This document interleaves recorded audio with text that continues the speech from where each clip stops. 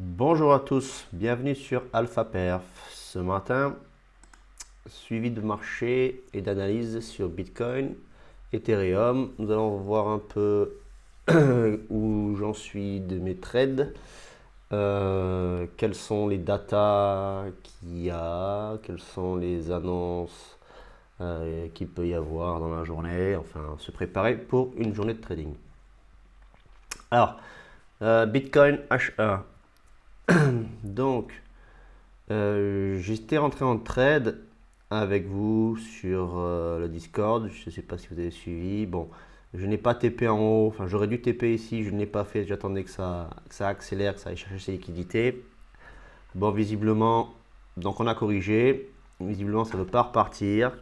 Le cours est frileux. Ça dessine une jolie tendance haussière. Donc, qu'est-ce que je fais? Là, j'ai décidé de TP ici. J'ai TP ce matin là. Donc ce trade est mort. Donc ça fait à peu près un R hein, de gain. J'avais visé plus. Hein. Je préfère TP là que laisser descendre à break-even. J'avais mis mon stop à break-even. Mais je préfère TP là. Ça me fait prendre ce gain là. Bon, c'est pas mal quoi. Je prends quand même 3%, un peu moins de 3%, 2,5% on va dire. Avec les frais et tout, ça fait à peu près 2,5%. Bon, c'est pas trop mal. C'est petit trade, mais qui a duré un petit peu de temps pour ce qu'on gagne, mais ça va. Voilà, c'est assez incertain. Alors pourquoi je TP là? Parce que donc la price action ne me plaît pas trop, ça on reviendra dessus. Mais on a aussi, aujourd'hui on a le CPI et Core CPI. Et demain on a le PPI. Donc là il va y avoir pas mal de volatilles.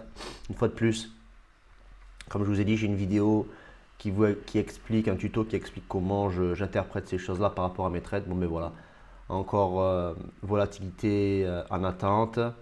Voilà. Bon, le marché US est fort, mais le dollar, alors le dollar descend, le dollar baisse toujours. Il a fait un petit rebond, mais il continue sa baisse. Alors attention, parce qu'ici, il fait cette trend là, il est sur cette trend. Voilà. Alors c'est possible qu'ils soient en train de la tester pour créer une dynamique haussière.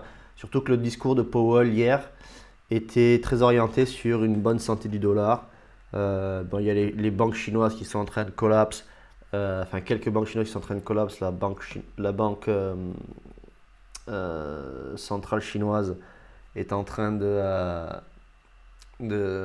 travailler pour les sauver. Enfin, donc ça renforce le dollar, ça. Hein. Voilà, donc il faut faire gaffe. Donc c'est possible qu'ici ils viennent poser un petit bottom local pour faire un pump, ce qui ferait dump notre ami BTC. Voilà. Donc en gros, je suis pas très serein sur cette position là. Elle est en gain, j'aurais pu prendre plus, c'est pas grave. Dans le trading, c'est comme ça tous les jours. Il faut jamais dire si, parce que sinon vous n'avez pas fini, vous allez mourir sous les si. Donc ce trade est terminé. Là aussi, qu'est-ce qu'on a fait? On a corrigé au 38,2, on les a briqués, on a essayé de repartir, on allait reprendre les 50. Alors, il faut voir ce qui se crée ici. On est aussi dans ce triangle-là qu'on a réintégré. Alors on pourrait dire qu'on l'a retesté, mais bon, on l'a quand même réintégré correctement. On est ressorti, on peut le reprendre, on peut redescendre ici. Donc voilà. Donc je vais voir comment le prix réagit ici. Je vais voir comment le prix réagit ici. Ce qu'on vient de faire au niveau des 61,8 là. Ça serait bien qu'on vienne les chercher. Maintenant, à voir. Parce que souvent ce genre de truc, je suis désolé, mais enfin, tout le monde est en train de parler que ça repart. Souvent, ce genre de pattern, c'est une continuation baissière. Et là, on pourrait faire capituler beaucoup de gens parce que les gens croient déjà qu'on est en train de repartir là. On pourrait faire capituler beaucoup de gens en allant chercher les 52, 50 000 dollars. Ou même peut-être plus bas, mais bon, pour l'instant, notre prochain point d'intérêt, c'est la zone des 52, 500 à 50 000 dollars. Voilà. Qui correspond, pour ceux qui n'ont pas suivi, au 38,2 de toute cette hausse. Voilà. Alors là, le M est clairement confirmé. Donc, on pourrait vraiment aller chercher ça, stagner ici et repartir. Donc, du coup, dans mon trade, comme je vous ai dit, terminé. Ici, je suis donc ces mouvements Fibo-là. Cette liquidité a été prise. Hop, voilà. Celle-là, elle reste là. On va aller voir un peu les datas. Alors, qu'est-ce qui s'est passé sur Bitcoin? Donc, Bitcoin, ici, là, il y a eu l'ouverture de position. Alors, il y a eu l'ouverture de position d'abord en long. Après, il y a eu l'ouverture de short. Plus de short que de long. Et ça a recommencé à long, à long, à long, à long, à long, à long, à long, à long. Il y a beaucoup de longues en fait qui s'ouvrent. Hein. Il y a beaucoup de longues qui s'ouvrent. Et là maintenant, l'open interest se remet à descendre. D'ailleurs, quelques liquidations, quelques... Ouais, il y a des longues qui se font liquider. On voit, il y a des longues qui se font liquider. L'OBV monte tranquillement. Pardon, le CVD monte tranquillement. L'OBV suit le cours, hein, comme d'hab. Le CVD monte tranquillement. Il n'y a pas une grosse...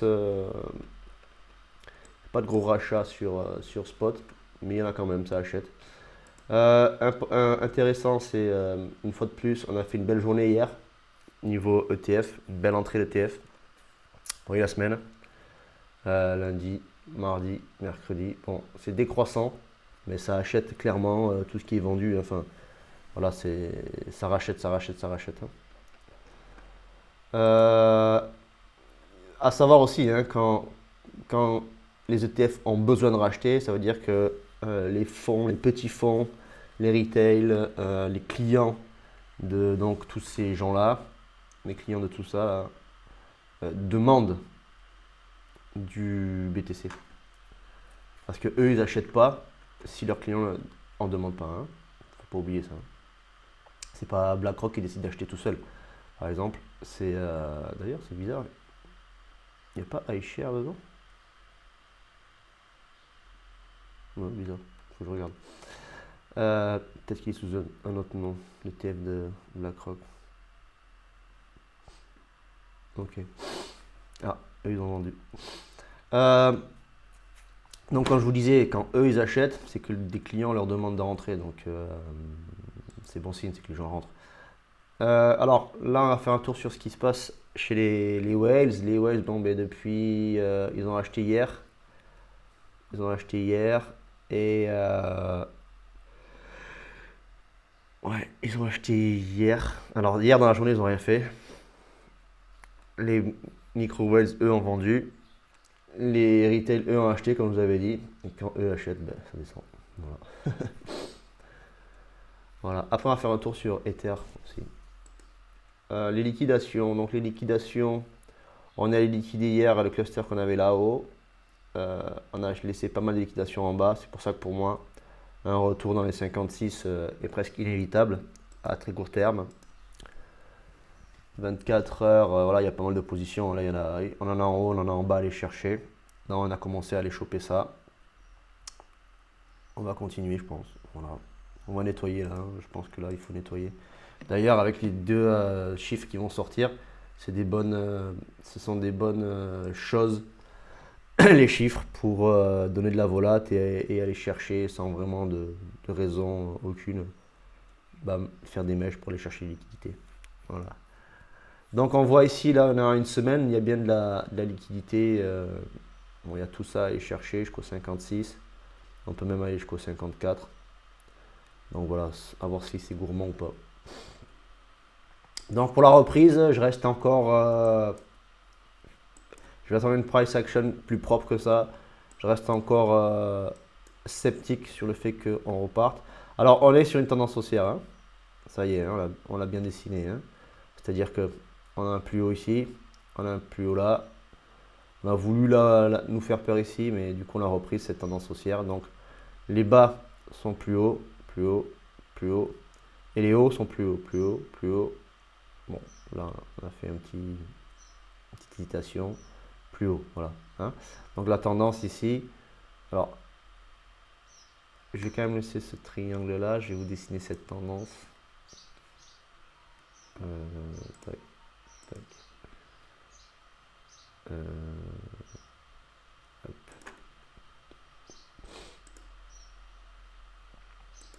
Voilà.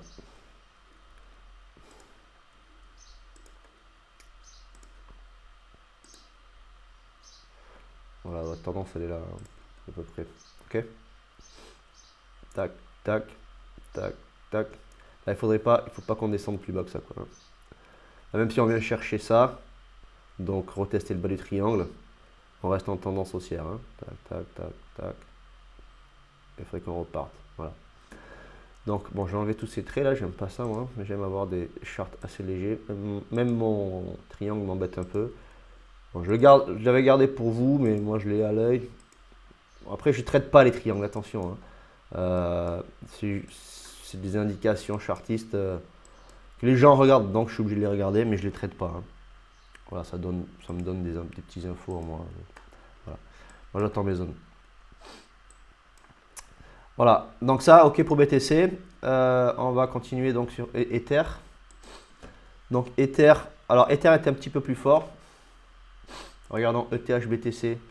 Alors ouais, Ether a repris de la force face à ETH. Là, il est en train d'en perdre. Alors on voit, on a vu ici que bah, toujours personne n'achète. Hein. Aucune whale achète. Personne n'a racheté ça. Ça a été vendu.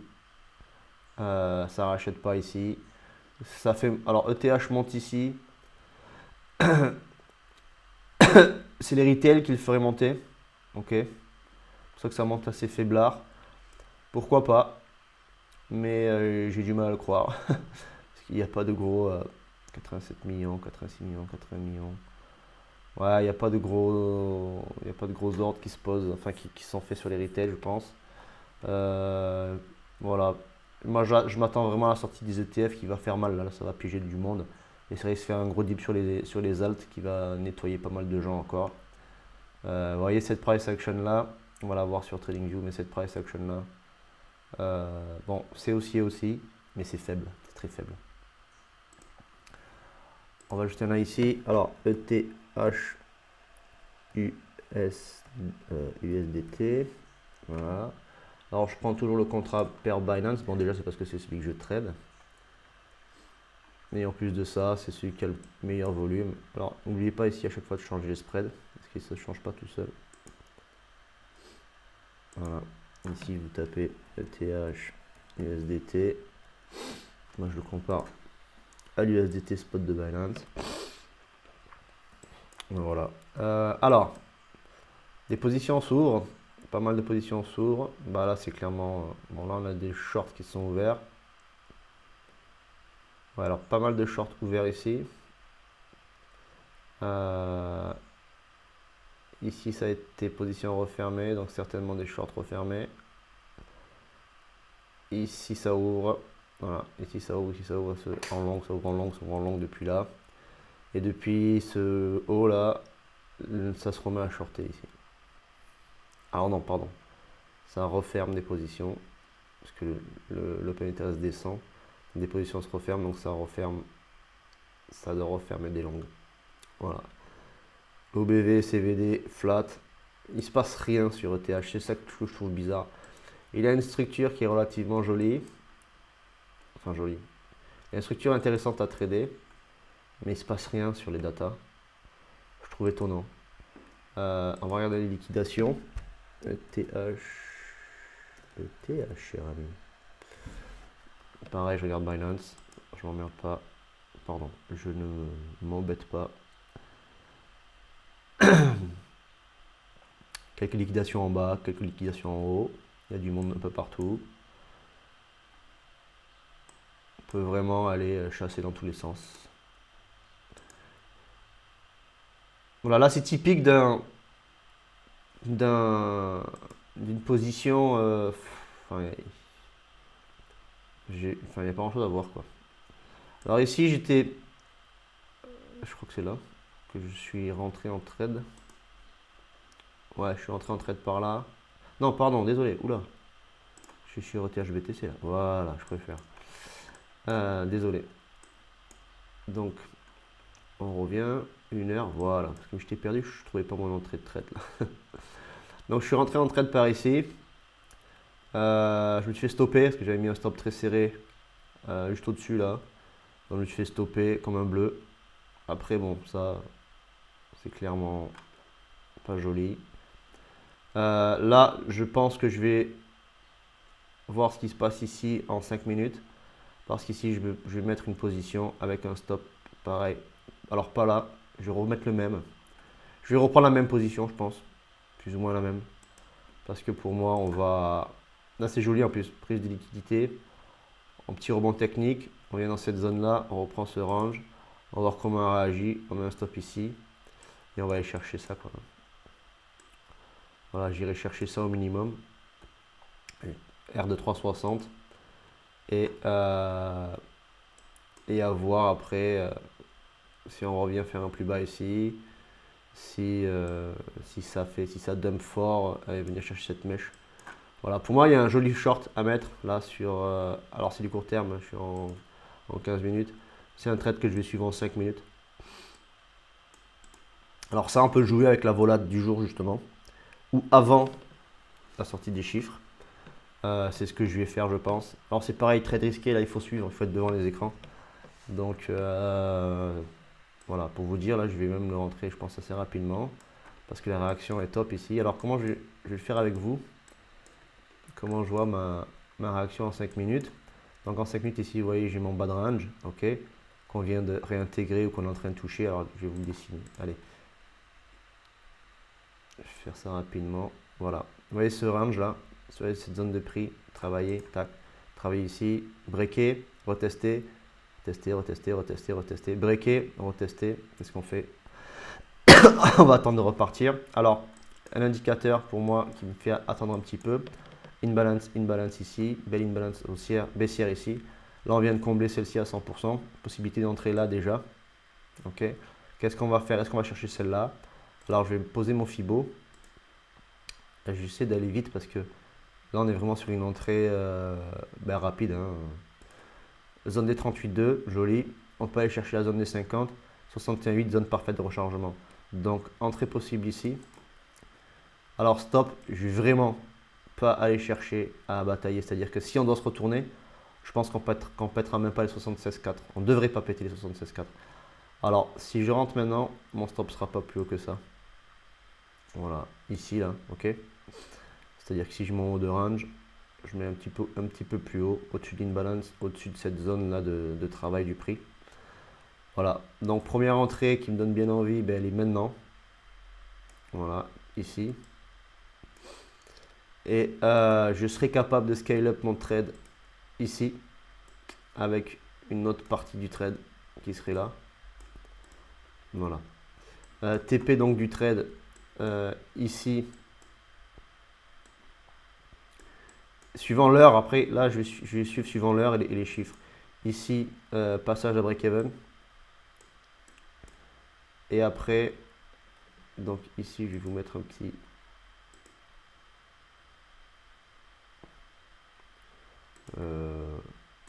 allez. Bon, à la base, ça sert pas à ça, c'est mes lignes de liquidité, mais c'est pour vous montrer. Et après, voilà, ça peut faire un joli trade. Vous voyez, ça peut faire un très joli trade. Un R5, R2.5, ça peut faire un très beau trade. Facile à voir ce matin, il faut y être. Donc je me méfie quand même. Là, on peut encore pousser. Mais il y a peu de force, j'ai l'impression, sur les datas. Il y a peu de force sur le prix. Le RSI monte tranquillement. Le Shop Index est en train de se retourner. Donc ça veut dire qu'il va y avoir, il recherche un mouvement plus fort. Voilà, bon là je vais clairement rentrer, hein. Je finis la vidéo et je rentre. Voilà, pour moi on est sur une très belle position short. Ok, donc surtout, c'est pas un conseil en investissement, c'est rien du tout de tout ça. Ne me suivez pas, perdez pas de l'argent avec moi, même si j'en gagne. Gagnez de l'argent avec moi, je peux vous en faire gagner, écoutez juste, suivez-moi sur Discord. Voilà.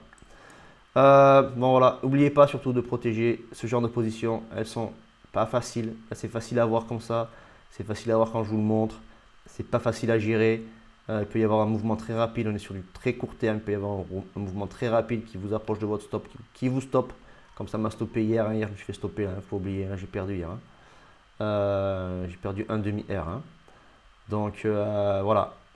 C'est pas un revenge trade parce que pour moi, en fait, cette prise de liquidité, c'est ce que j'aurais dû attendre pour rentrer en position. J'ai été gourmand. C'était pas dans mes heures, hein. Ah si, pourtant en plus c'était dans mes heures. Ah non, je suis en UTC, pardon.